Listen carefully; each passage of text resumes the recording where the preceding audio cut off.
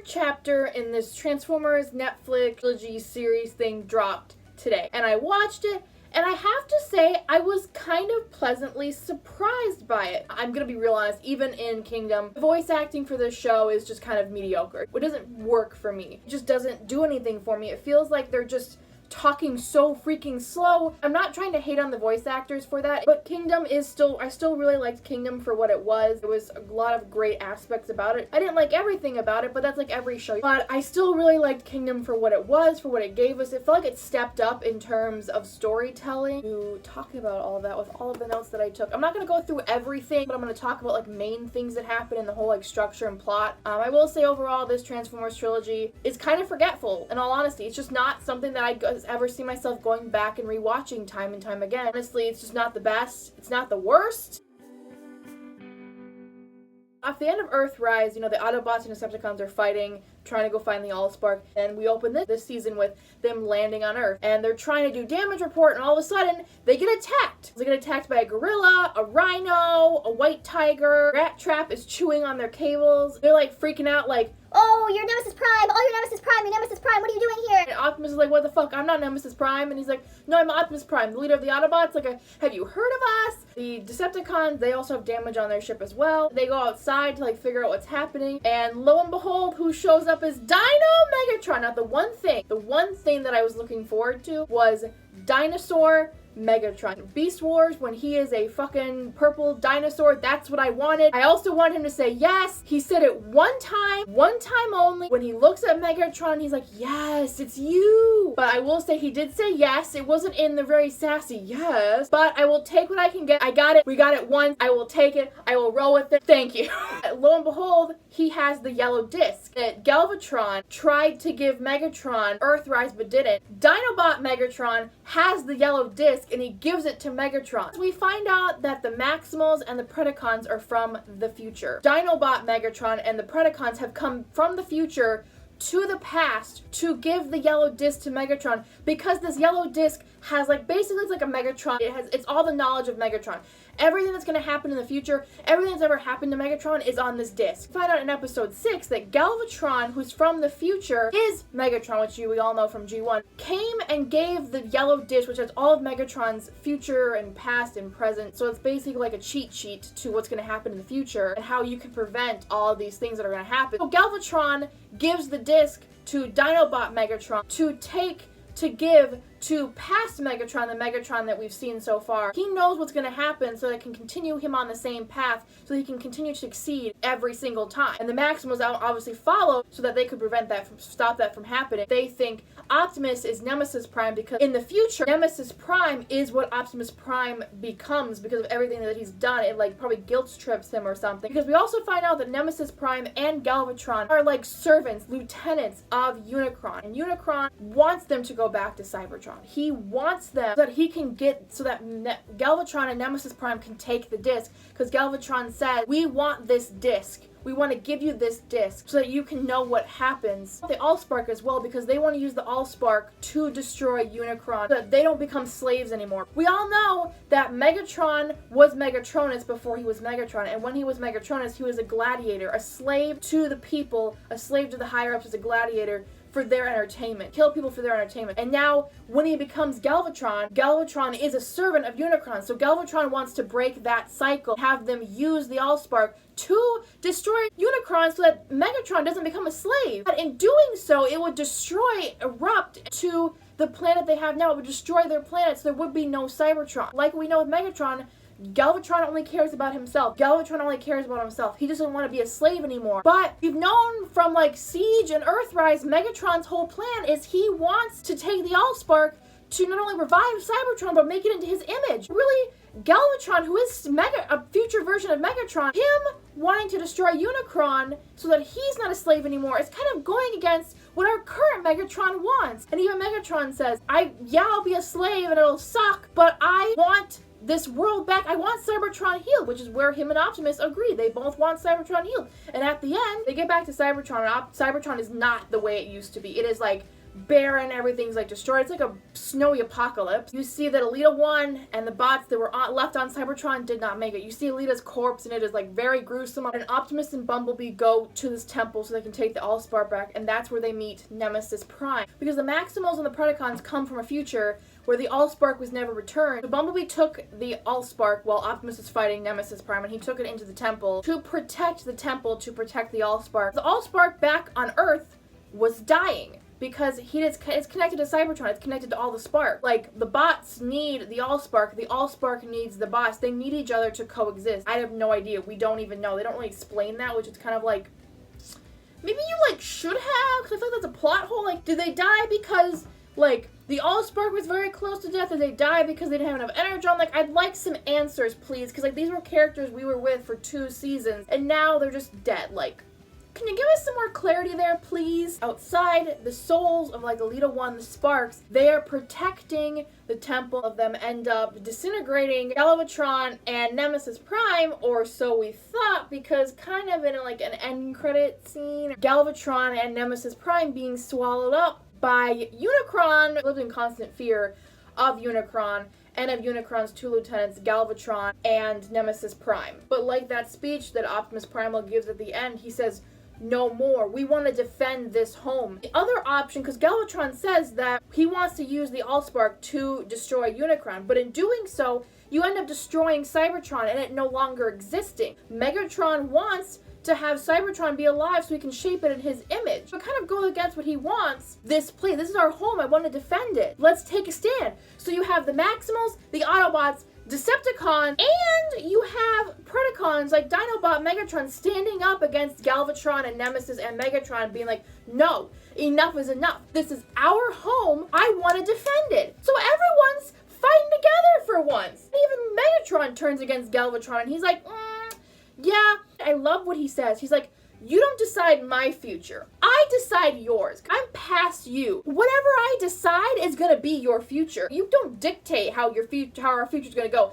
I will dictate how your future goes. So if I change something, it affects your future. So if I want to fuck shit up, I will do what I want. And I kind of like that. You clap back at him, Megatron. You go. Unicron played a really big role in this show because Galvatron is like his servant. Nemesis Prime and his servant. So he is the lingering bad guy in this entire show. He, the Watcher. He watches all. He sees all. Like, even when Starscream gets a hold of the yellow disc and he reads and sees what happens, how the future kind of goes, he gets Unicron in his head and Unicron thinks I'm weak. Unicron thinks I won't tell Megatron what the outcome is, but I will. So Starscream, when they're having their battle at the end, after the Ark turns into a robot in itself, the Ark is a transformer with Starscream, because he ended up seeing everything that happened and he gave the yellow disc to Bumblebee.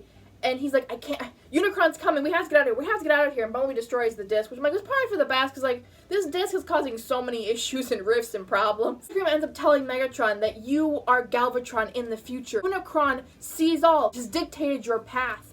You will not be free. Unicron is the big bad. He wants to make Megatron a servant. He wants to rule over all. So by Megatron and Optimus working together, it destroys everything he built, because then Galvatron does not become his servant, Optimus does not become Nemesis Prime, and they get Cybertron back. In a way, Megatron goes against destroying Unicron, so therefore he's still kind of letting that future of him being a servant happen, but they now know what the outcome kind of is. Now they're kind of ready on Cybertron after everything goes down. They're kind of ready for what could happen in the future. Got introduced to a lot of new characters, obviously, because we have the Maximals. Rhinox was cool. He was super smart. I liked his banter he had with Wheeljack on the ship, on the Ark. That was cool. I liked that. I will say my new favorite character, he ended up dying, and I was kind of PO'd. I was like, I liked Dinobot. I liked this version of Dinobot better than the Beast Wars version. I liked this version of Dinobot because this version of Dinobot kind of reminded me of Drift. Like, Drift used to be a Decepticon, but then he saw the light and went to be an Autobot. But you have Dinobot, who, in a flashback we see with Black Arachne, because Black Arachne is in here. I don't like her.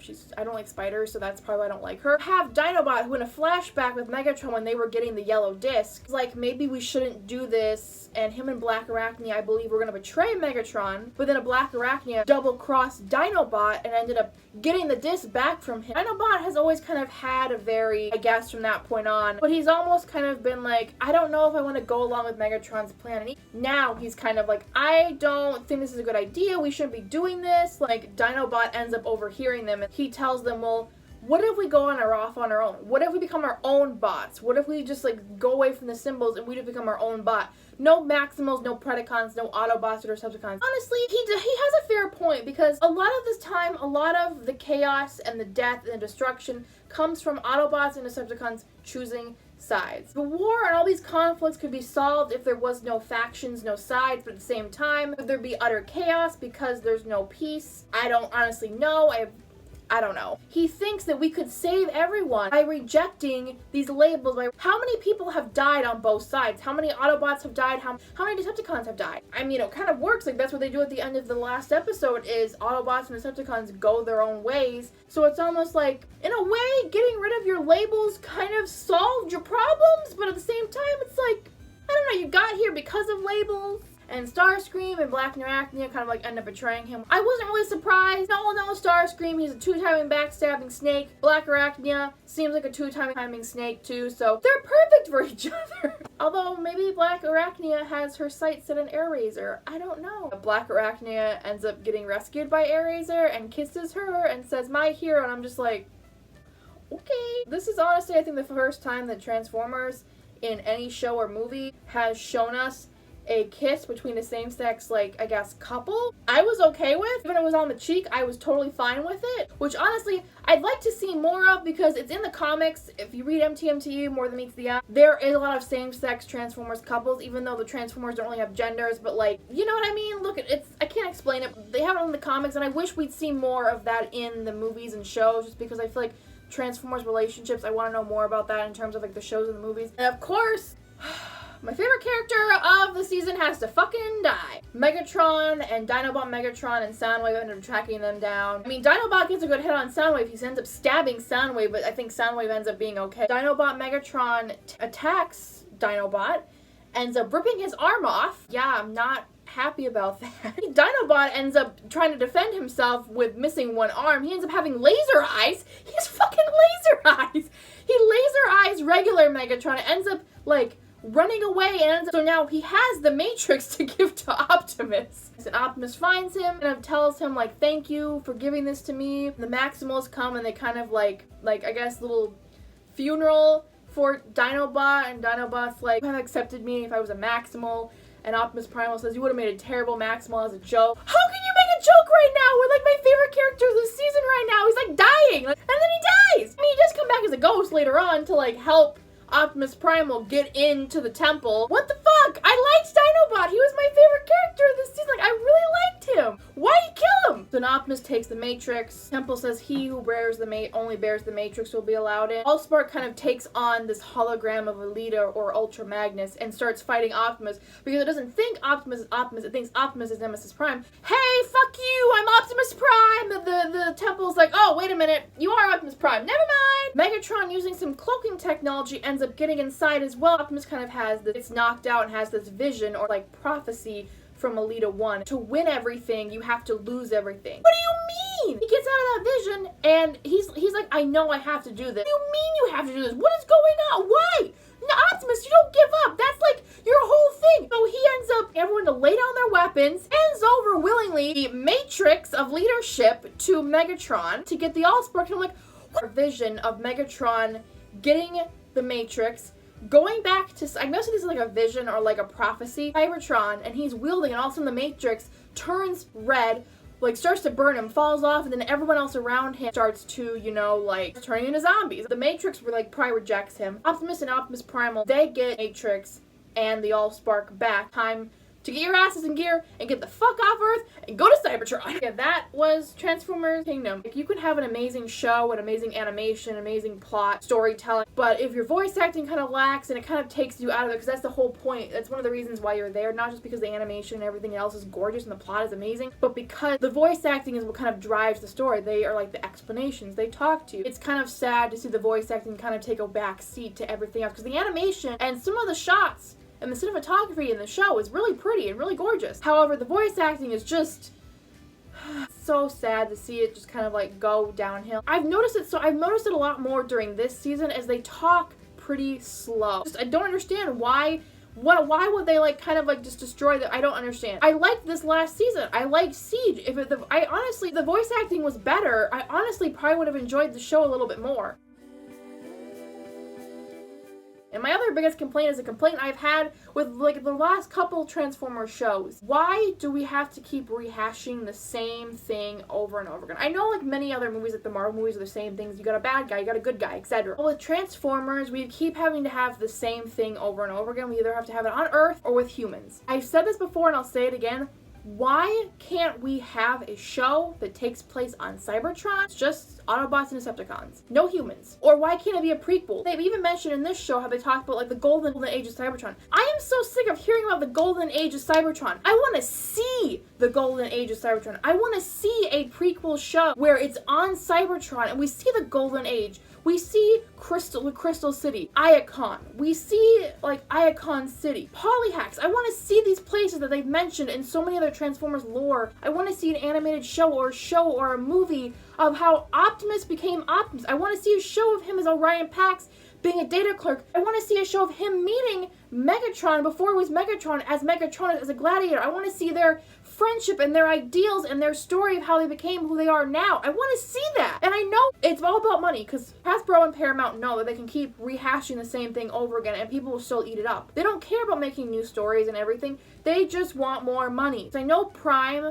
was very expensive to make, but do you know how many people rave and love that show? Because not only was it great animation, the story was very cool. You had a bunch of different characters in it, and you had amazing voice actors, but the animation was cool, and you had human characters that weren't fucking annoying. Prime and so many other even Rescue Bots. Rescue Bots was for preschoolers, and I fucking love Rescue Bots! And Rescue Bots didn't need Optimus or Bumblebee to make it good, because it had Blades, Heatwave, Chase, and Boulder, and they made it great. But yet, you have these new projects that just feel like cash grabs, and it's frustrating, and that's what's so frustrating. That's why I compare Transformers to Marvel, and that's why I love Marvel sometimes more than Transformers, because they're so good at storytelling. Yeah, they have issues with their storytelling and plot holes and stuff like that, but no, nothing's perfect, but they care about their characters because they know their fans care about their characters. That's my rant for the day. Kingdom, I was surprised by it. I was pleasantly surprised. Didn't hate it, didn't love it. It was kind of in the middle, but honestly, I still think it was better than Earthrise, that's for sure. But yeah, thank you guys so much for watching. Let me know what you guys thought about Kingdom down in the comment section, and I will see you guys with another video very soon. Bye, guys!